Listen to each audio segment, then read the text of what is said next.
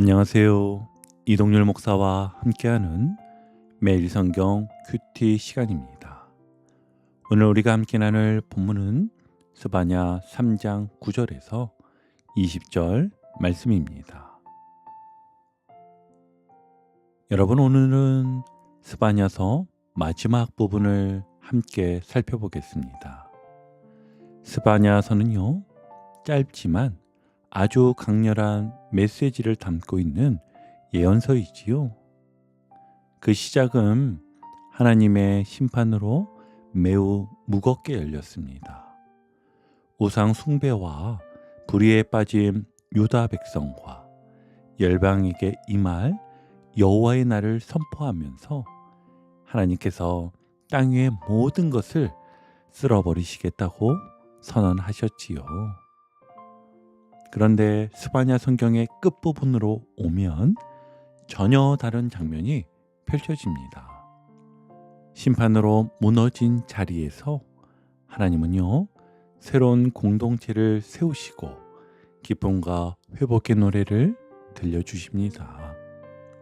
마치 겨울이 깊어질수록 봄이 더 기다려지듯 심판의 메시지가 강렬했던 만큼 마지막에 회복의 메시지는 더욱 감격스럽습니다.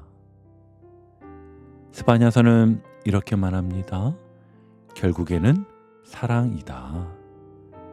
하나님은 백성을 징계하시지만 버리지는 않으십니다.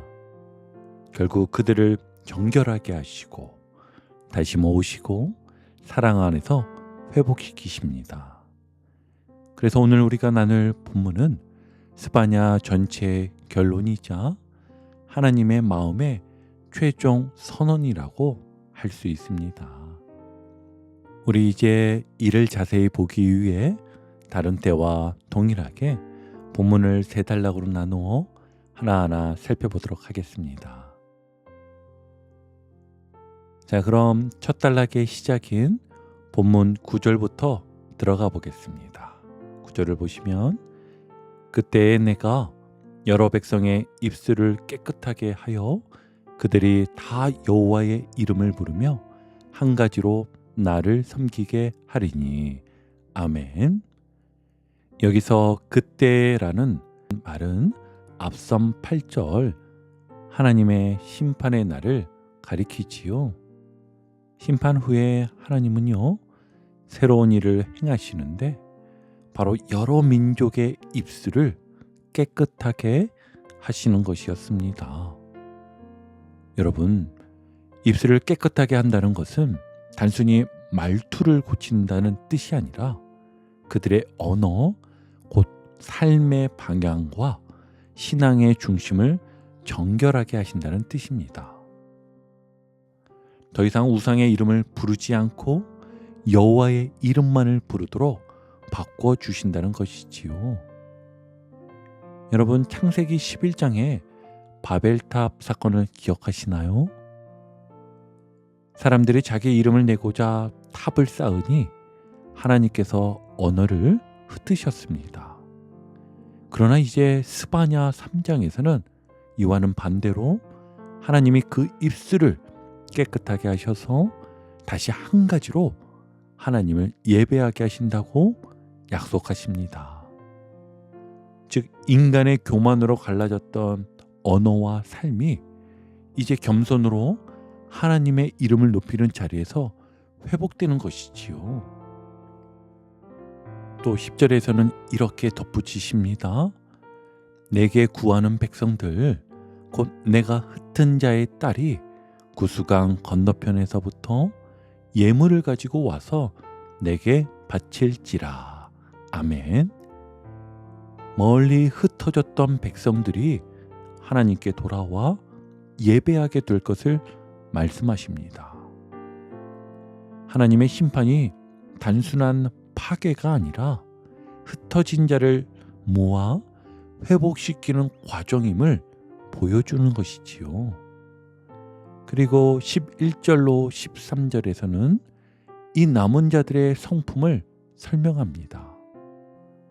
그들은 교만을 버리고 겸손과 가난한 마음으로 여호와의 이름을 의지하며 거짓을 말하지 않고 두려움 없이 평안히 살아간다고 합니다.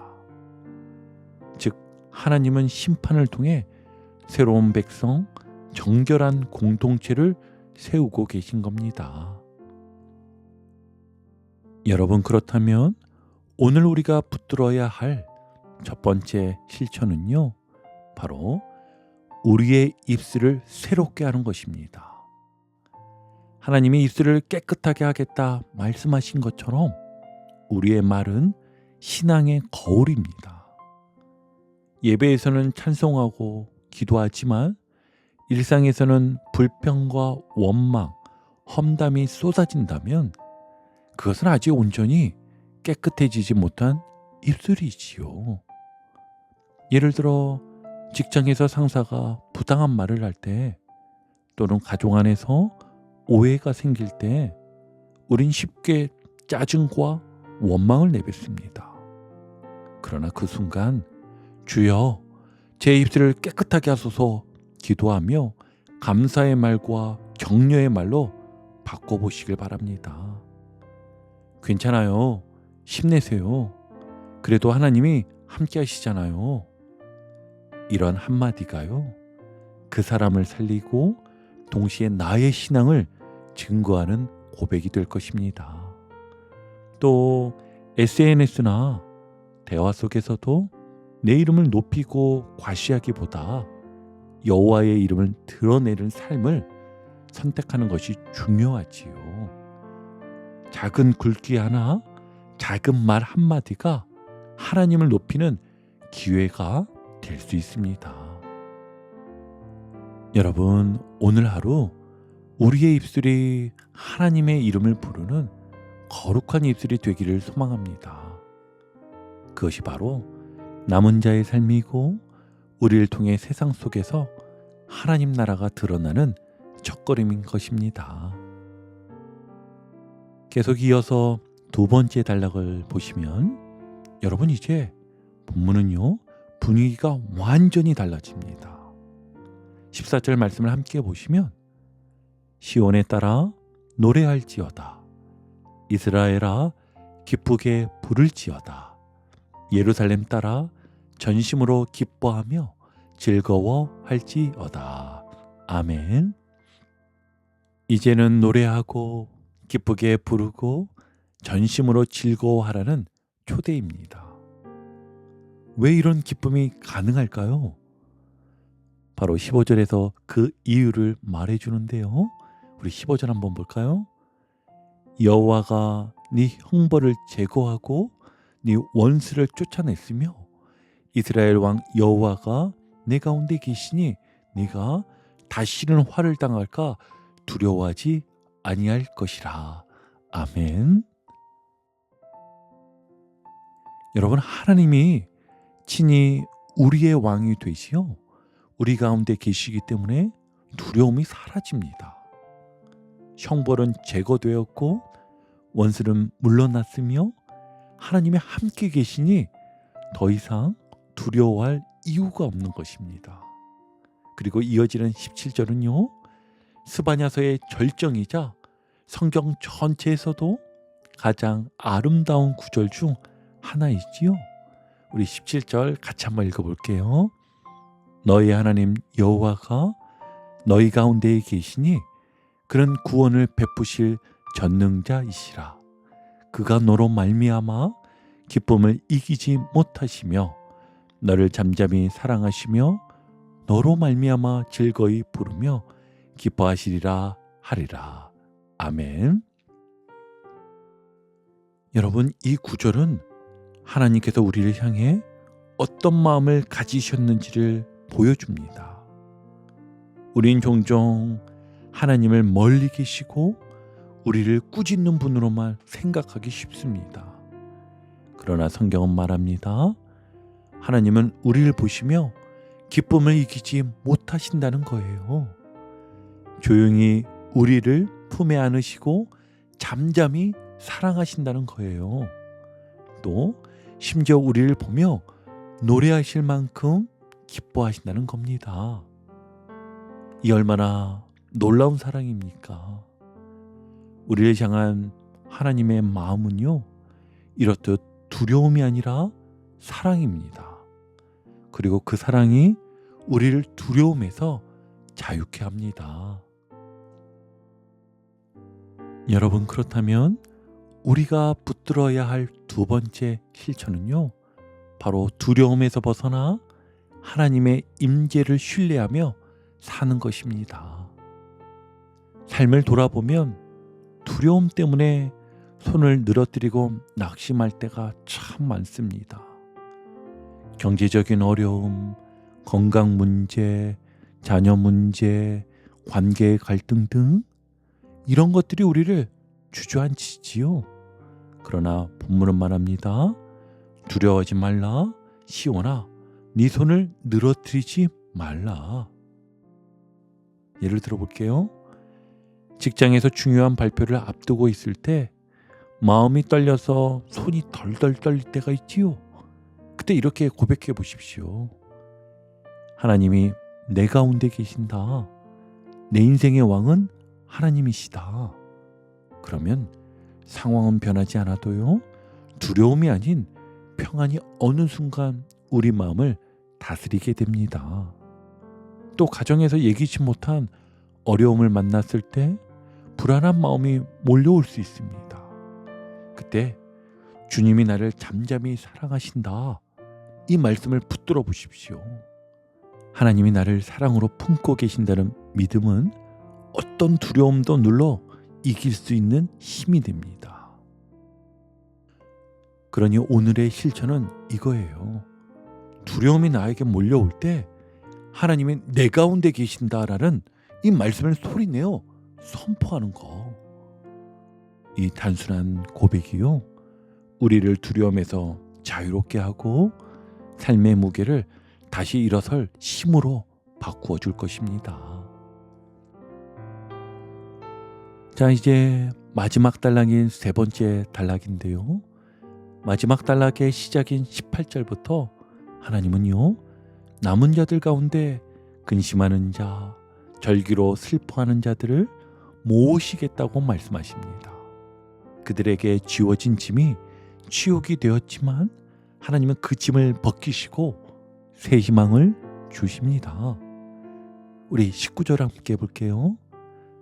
그때 내가 너를 괴롭게 하는 자를 다 벌하고 저는 자를 구원하며 쫓겨난 자를 모으며 온 세상에서 수욕받는 자에게 칭찬과 명성을 얻게 하리라. 아멘. 이 얼마나 놀라운 반전입니까? 세상에서 조롱받고 버림받던 자들이 하나님 안에서 칭찬과 명성을 얻게 됩니다. 그들을 구원하시고 회복시키시고 새로운 이름을 주시는 것입니다. 그리고 이제 마지막 20절은 스바냐 전체의 마침표와 같습니다. 내가 그때에 너희를 이끌고 그때에 너희를 모을지라. 내가 너희 목전에서 너희의 사로잡힘을 돌이킬 때에 너희에게 천하 만민 가운데서 명성과 칭찬을 얻게 하리라. 나 여호와의 말이니라. 아멘. 여러분, 이것이 하나님의 약속이지요. 하나님은 심판으로 끝내지 않으십니다. 결국엔 흩어진 자를 모으시고 잃어버린 명예를 회복시키시고 새 이름을 주셔서 영광스럽게 세우시는 분이십니다. 이것이 바로 스바냐서 전체가 말하고자 했던 결론으로 오늘 큐티의 제목과 같이 결국엔 사랑이다라는 선언이지요. 그러기에 여러분, 오늘 우리가 붙들어야 할 세 번째 실천은 낙심한 자를 세우고 위로하는 것입니다. 우리 주변에도 저는 자, 쫓겨난 자, 수욕받는 자처럼 마음이 상해 낙심한 사람들이 참 많습니다.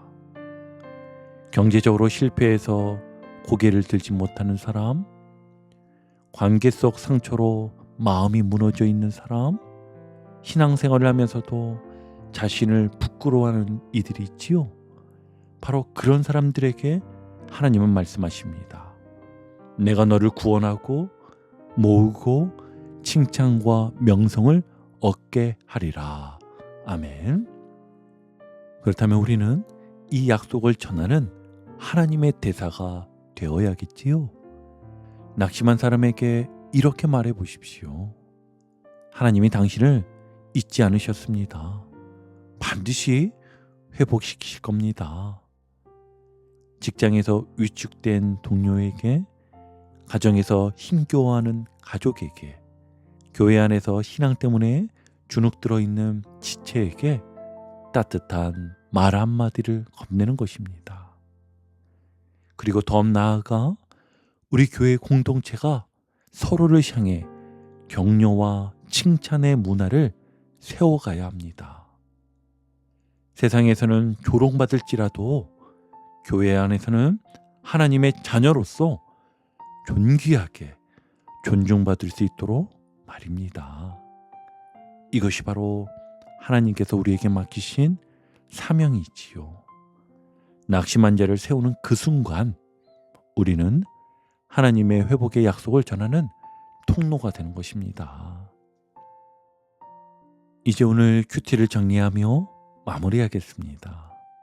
여러분, 오늘 우리는 스바냐서의 마지막 말씀을 살펴보았습니다. 입술을 깨끗하게 하셔서 하나님만 부르게 하시고 두려움을 제거하시며 마침내 흩어진 자를 모아 칭찬과 명성을 주시는 하나님을 보았습니다. 결국 모든 길의 끝에서 기다리고 계신 분은 사랑의 하나님이십니다. 사실 스바냐서는 시작부터 아주 무겁게 열렸습니다. 여호와의 날을 선포하시며 우상 숭배와 부패에 빠진 유다와 열방 위에 하나님의 무서운 심판이 임한다고 경고하셨지요. 그러나 이 성경이 심판으로만 끝나지 않았다는 것이 중요합니다. 하나님의 심판은요, 끝내 멸망시키려는 것이 아니라 돌이키게 하고 정결하게 하려는 사랑의 과정이었습니다. 그래서 마지막에 하나님은 남은 자를 정결하게 하시고 두려움 대신 기쁨을 주시며 수치와 슬픔 속에 있던 자들에게 새 이름과 칭찬을 약속하십니다. 즉 스바냐서는 우리에게 이렇게 말하고 있습니다. 하나님의 심판은 사랑으로 끝난다. 결국에는 회복이고 결국에는 사랑이다. 여러분, 이것이 오늘 우리에게 주시는 교훈입니다. 혹시 지금 삶의 무게 때문에 두려움에 눌려 계신가요? 혹시 수치와 낙심 때문에 고개를 들지 못하고 계신가요? 그렇다면 스바냐서의 마지막 선언을 기억하십시오. 하나님이 우리들 가운데 계십니다. 우리들을 잠잠히 사랑하시고 우리들로 인해 기뻐하시며 노래하십니다. 오늘도 그 사랑 안에 머무르시길 축복합니다. 그리고 우리도 그 사랑을 전하며 낙심한 자를 세우고 두려운 자를 위로하는 삶을 살아가길 바랍니다. 여러분, 결국엔 사랑이었습니다. 그 사랑이 여러분의 오늘과 내일을 새롭게 하실 줄 믿습니다. 아멘.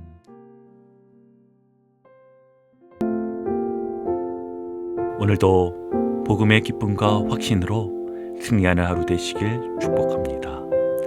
함께 해주셔서 감사합니다. 내일 큐티 시간에 다시 뵙겠습니다.